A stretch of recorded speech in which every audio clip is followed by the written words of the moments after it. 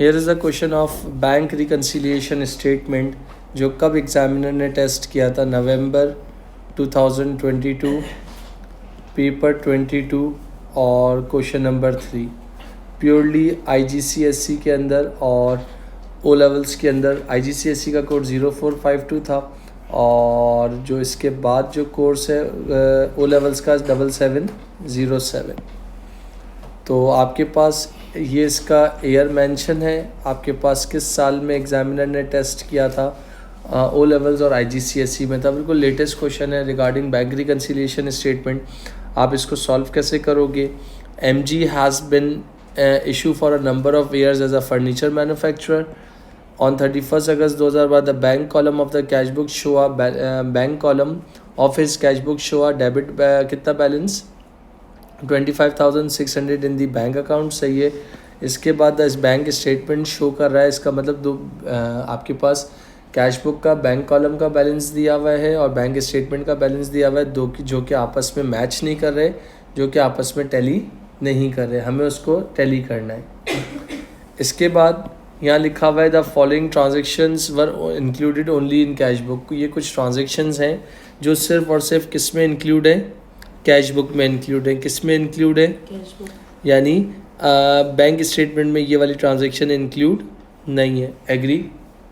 Arrow भी बना दिया है और उनका नाम क्या है ये लिखी हुई है आपके पास। सही है।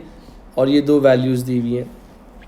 फिर उसके बाद in addition the an error has been identify standing order for rates 205 had been correctly recorded in the cash book. यानी एक एरर था आपके पास, किस तरह का था? रेट्स के नाम से था 205 रुपये, उसको गलती से आपने कितना 255 रिकॉर्ड किया हुआ है।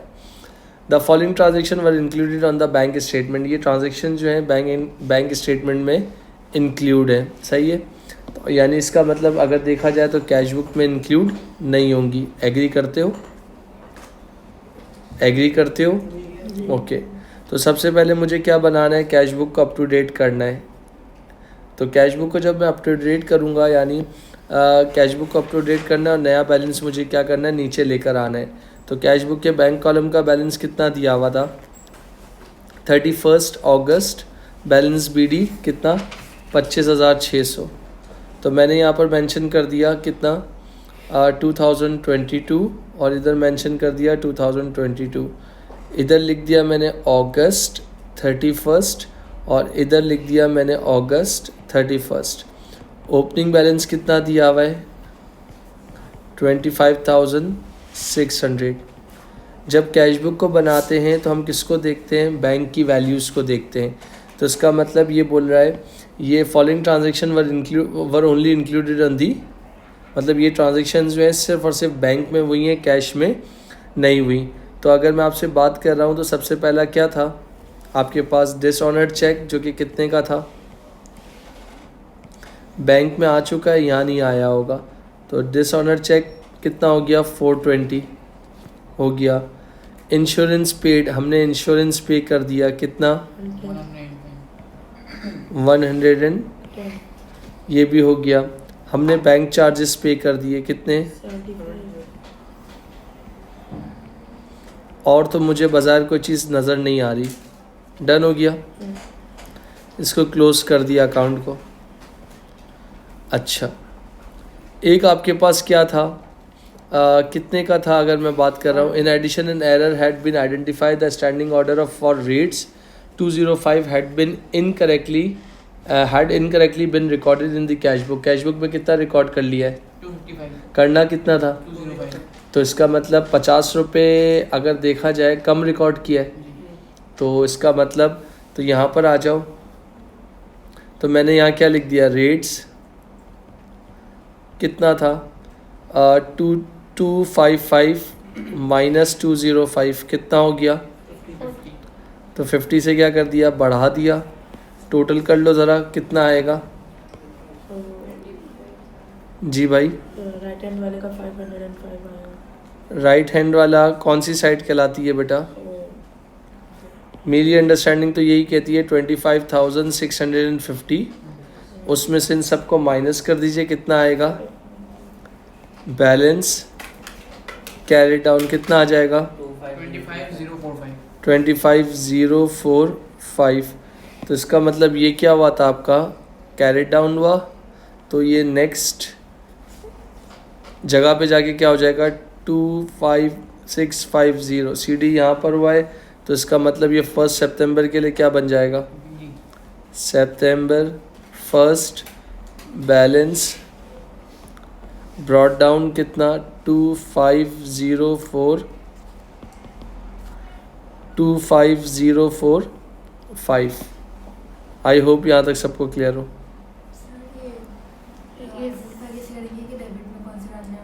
हमें 25405 लिख दिए।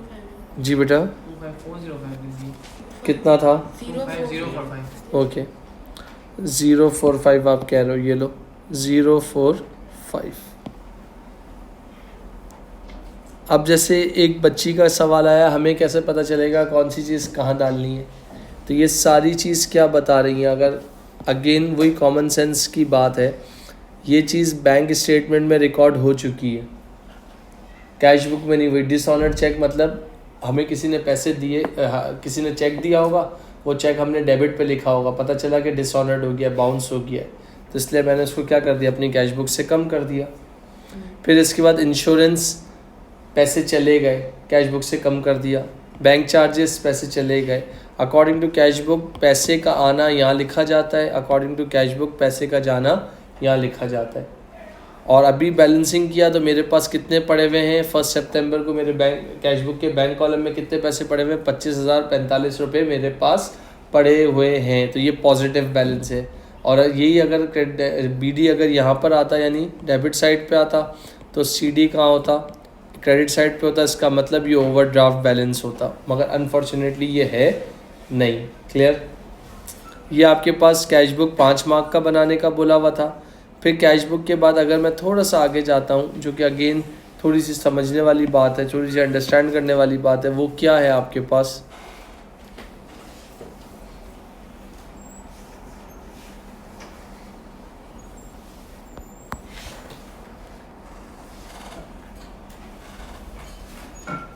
डन हो गया।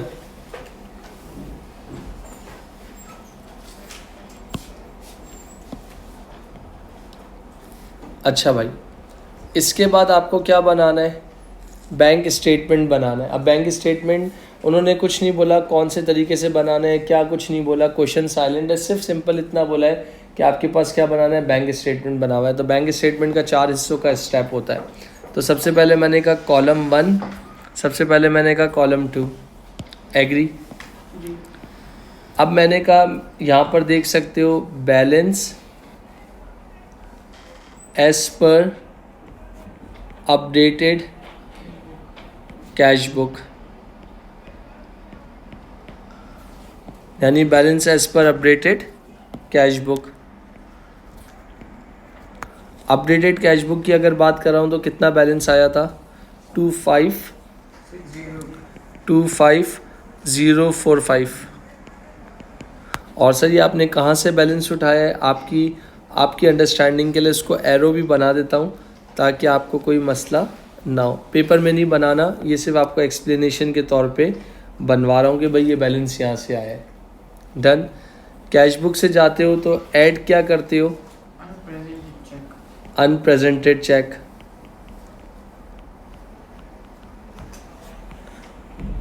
और लेस क्या करते हो, अनक्रेडिटेड चेक। और आता क्या है आपके पास, balance as per bank statement. Balance as per bank statement. अच्छा, अब यहाँ क्या लिखा है, चेक पेड। अगर मैं आपसे बात कर रहा हूँ चेक पेड, चेक पेड मतलब चेक इशू मतलब अनप्रेजेंटेड चेक जिसको हम यूपी कहते हैं। चेक रिसीव मतलब डिपॉजिटेड और हम उनको क्या कहते हैं, अनक्रेडिटेड। तो यहाँ अनप्रेजेंटेड चेक कितना था, कौन था, JW के नाम से था, कितना था 680। और अनप्रेजेंटेड किसके नाम से था, TH के नाम से, कितना 910। इन सबको प्लस माइनस करो, देखो क्या आंसर आ रहा है। इन सबको प्लस माइनस करो, क्या आ रहा है? 25,045 प्लस 680 माइनस 910, 24,815. 24,815। तो देखो मैं फिर आपको एक सिंबल बना के दे रहा हूँ, आपके बैंक स्टेटमेंट का आंसर भी यही आ रहा है।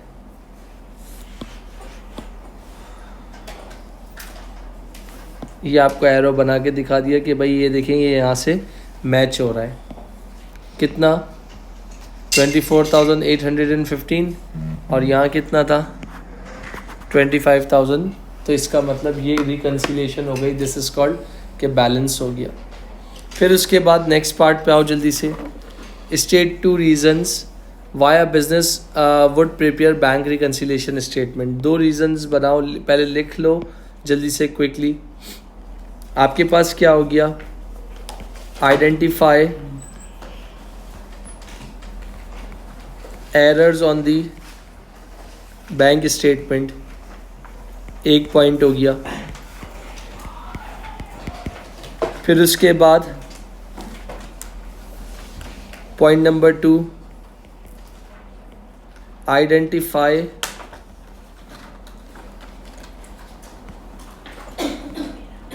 Amount not credited. तीसरा point, identify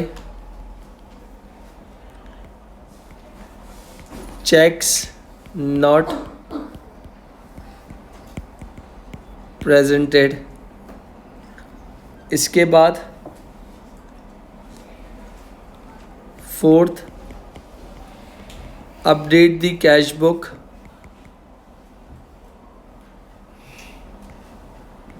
find correct bank और कैश balances।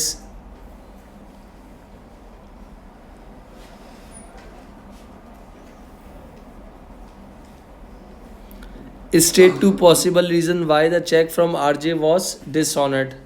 2 possible reasons बताओ कि क्यों डिसऑनर्ड चेक होता है। तो अगर कोई डेट ना डली हुई हो तो ये रीज़न भी हो सकता है। इसके बाद वर्ड्स एंड फिगर्स डिसएग्री, यानी जो राइट इन वर्ड्स और राइट इन फिगर्स आपस में मैच ना कर रही हो, या फिर नो अमाउंट ना डाली हो, या इनसफिशेंट फंड, या जिसको हम क्या कहते हैं इनसफिशेंट बैलेंस हो, या फिर नो स्लैश इनकरेक्ट सिग्नेचर हो, तो जिसकी वजह से आपके पास ये डिसऑनर्ड चेक होते हैं। फिर उसके बाद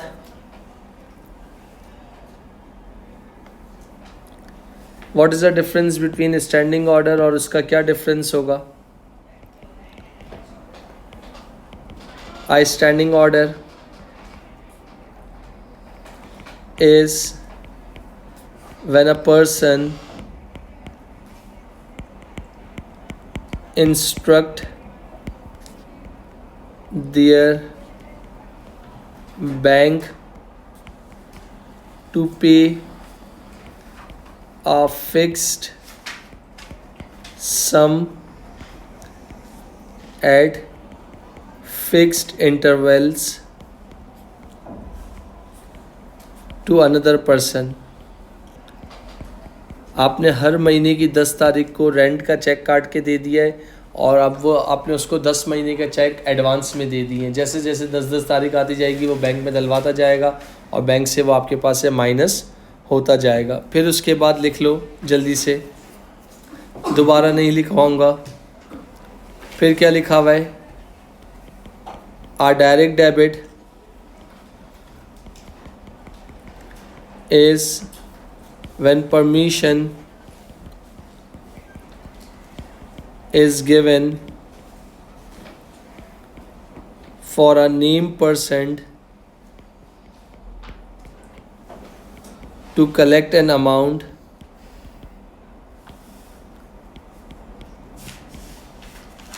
from their bank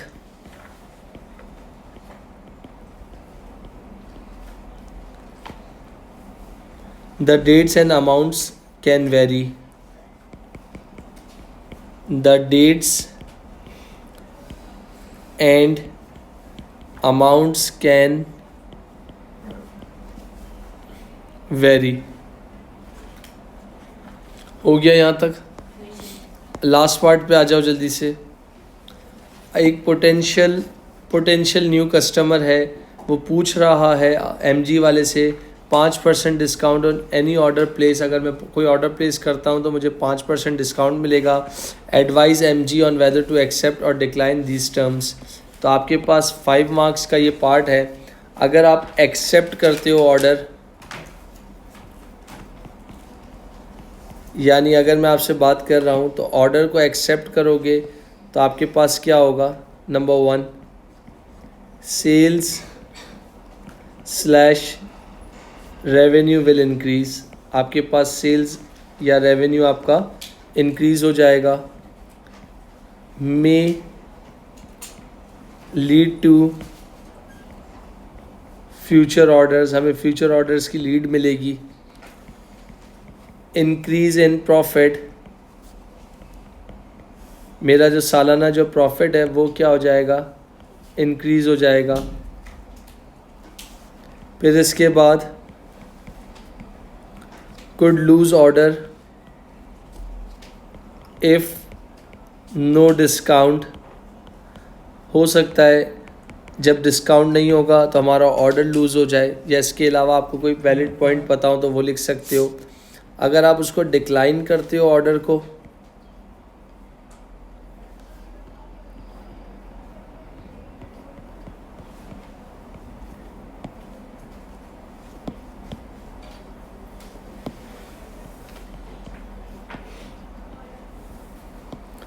तो यहाँ पर आप क्या लिख सकते हो?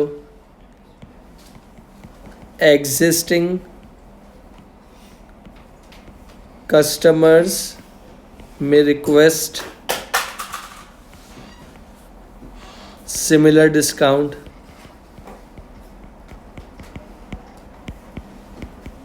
पहला पॉइंट हो गया. रिडक्शन इन ग्रॉस मार्जिन, यानी ग्रॉस मार्जिन आपका gross profit to sales percentage कम हो जाएगा. इसके बाद रिडक्शन इन प्रॉफिट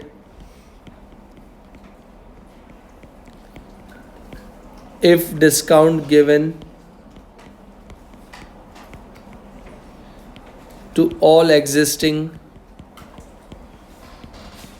कस्टमर्स. और आखिरी पॉइंट,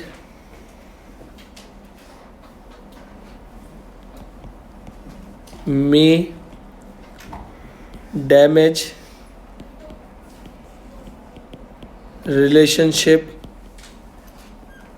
ऑफ एग्जिस्टिंग कस्टमर. जो आपके एग्जिस्टिंग कस्टमर है, हो सकता है उससे आपके रिलेशनशिप्स क्या हो जाए? ख़राब हो जाए. ये क्वेश्चन था आपके